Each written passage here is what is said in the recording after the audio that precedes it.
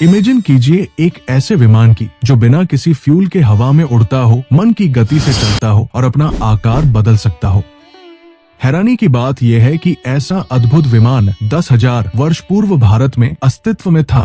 रावण से लेकर भगवान राम तक इस चमत्कारिक विमान ने प्राचीन भारतीय इतिहास में अपना अमिट स्थान बनाया है। आज के आधुनिक विज्ञान के युग में भी जब हम स्पेस में रॉकेट भेज रहे हैं, पुष्पक विमान की अमेजिंग टेक्नोलॉजी हमें सरप्राइज कर देती है। Did it really exist? इस पुष्पक विमान की टेक्निक क्या थी? Let us know in detail about the amazing aeronautical miracles of ancient India. Bharat के एंशिएंट हिंदू टेक्स्ट्स में लगभग 10,000 वर्ष पहले विमानों का डिटेल्ड डिस्क्रिप्शन मिलता है, जिनमें पुष्पक विमान सबसे प्रमुख है। ये अमेजिंग प्लेन बेसिकली धन के देवता कुबेर का था, परंतु एक रोचक घटनाक्रम में रावण ने अपने बड़े भाई कुबेर से बलपूर्वक न केवल लंका नगरी छीन ली, बल्कि इस यूनिक एयरक्राफ्ट पर भी पोजेशन कर लिया। वाल्मीकि रामायण और महाभारत जैसे महान ग्रंथों में इस मिरेकल प्लेन का डिटेल्ड डिस्क्रिप्शन मिलता है। स्पेशली वाल्मीकि रामायण के उत्तरकांड में इसके बारे में डिटेल से जानकारी दी गई है। अकॉर्डिंग टू रामायण, रावण के वध के पश्चात भगवान राम ने इस विमान का उपयोग लंका से अयोध्या लौटने के लिए किया और बाद में इसे उसके एक्चुअल ओनर कुबेर को लौटा दिया। पुष्पक विमान का फॉर्मेट और कंस्ट्रक्शन मेथड महर्षि अंगिरा के द्वारा तैयार की गई थी। हालांकि इसका एक्चुअल कंस्ट्रक्शन और साज सज्जा देवताओं के महान शिल्पकार विश्वकर्मा द्वारा की गई थी। विश्वकर्मा को हिंदू पौराणिक कथाओं में देवताओं का क्राफ्ट्समैन माना जाता है, जिन्होंने अनेक दिव्य अस्त्र शस्त्र और भवनों का निर्माण किया था। श्रीलंका के श्री रामायण रिसर्च कमेटी के अकॉर्डिंग रावण के पास अपने पुष्पक विमान को रखने के लिए 4 एयरक्राफ्ट फील्ड थे, जो मॉडर्न एयरपोर्ट्स की तरह कार्य करते थे।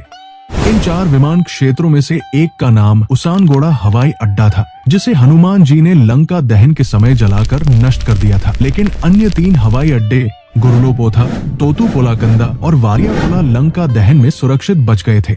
इस तथ्य से ये संकेत मिलता है कि प्राचीन काल में न केवल विमान थे, बल्कि उनके लिए पूरा इंफ्रास्ट्रक्चर भी डेवलप किया गया था, जिसमें विमान क्षेत्र और पॉसिबली मेंटेनेंस की सुविधाएं भी शामिल थी। पुष्पक विमान का सबसे अमेजिंग फीचर था कि ये स्पीड ऑफ माइंड से ऑपरेट होता था। आधुनिक विमानों की तरह इसमें किसी फिजिकल फ्यूल का यूज नहीं होता था। विमान के यात्री को बस अपने मन में डेस्टिनेशन के बारे में सोचना होता था और विमान क्षण भर में उस स्थान पर पहुंच जाता था। ये तकनीक आज की क्वांटम फिजिक्स और मान मशीन इंटरफेस की कॉन्सेप्ट से भी कहीं आगे है। इस अमेजिंग प्लेन का एक और नोटेबल फीचर था कि ये न केवल आकाश में उड़ सकता था, बल्कि भूमि पर भी चल सकता था। ये एक ऐसा मल्टीपर्पज व्हीकल था जिसकी कल्पना मॉडर्न एयरक्राफ्ट मैन्युफैक्चरर्स अभी भी कर रहे हैं।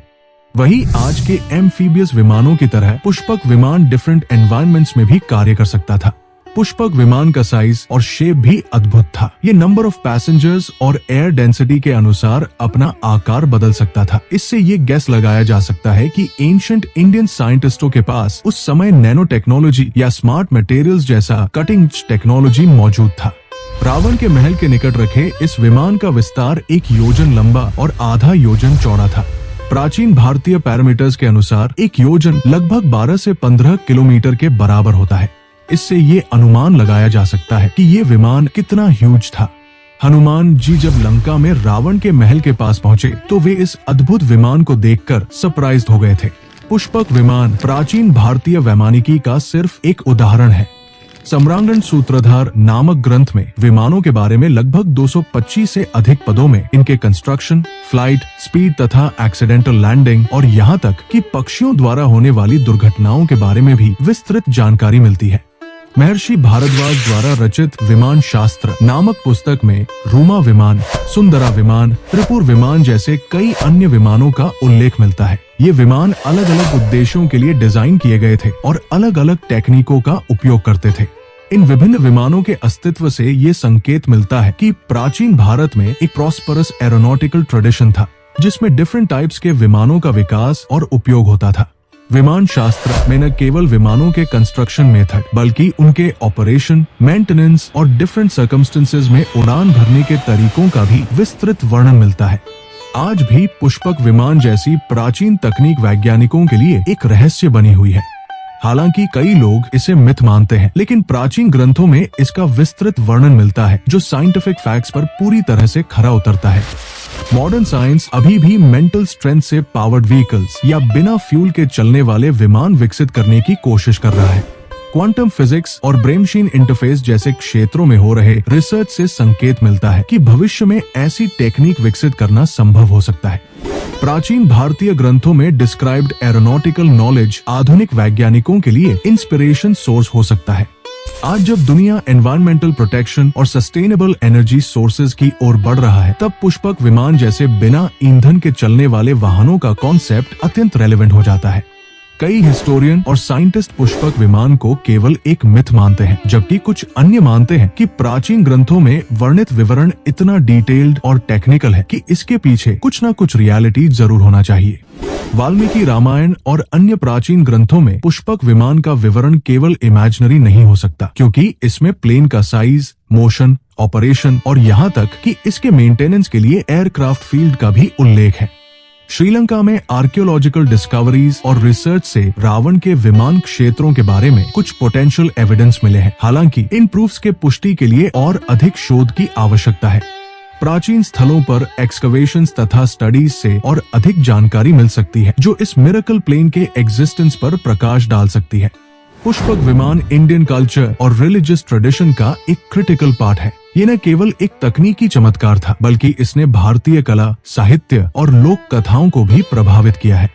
सदियों से भारतीय चित्रकारों और मूर्तिकारों ने पुष्पक विमान को अपनी कलाकृतियों में चित्रित किया है। राम रावण युद्ध और राम के अयोध्या वापसी के दृश्यों में अक्सर पुष्पक विमान को दिखाया जाता है। इसी तरह मॉडर्न लिटरेचर और फिल्मों में भी पुष्पक विमान की कल्पना की गई है। पुष्पक विमान के कॉन्सेप्ट ने मॉडर्न साइंस फिक्शन और फैंटेसी लिटरेचर को भी अफेक्टेड किया है।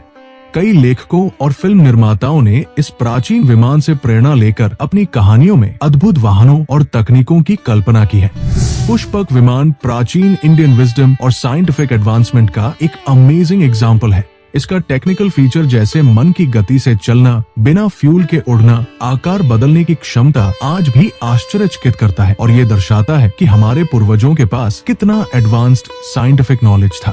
चाहे आप इसे हिस्टोरिकल फैक्ट्स माने या मिथ, पुष्पक विमान की कहानी हमें प्राचीन भारतीय वैज्ञानिक के सोच की समृद्धि और गहराई का परिचय देती है। ये हमें याद दिलाती है कि ज्ञान का अथाह खजाना हमारे प्राचीन ग्रंथों में छिपा है और इनका स्टडी करके हम मॉडर्न प्रॉब्लम्स के लिए नए सॉल्यूशन खोज सकते हैं।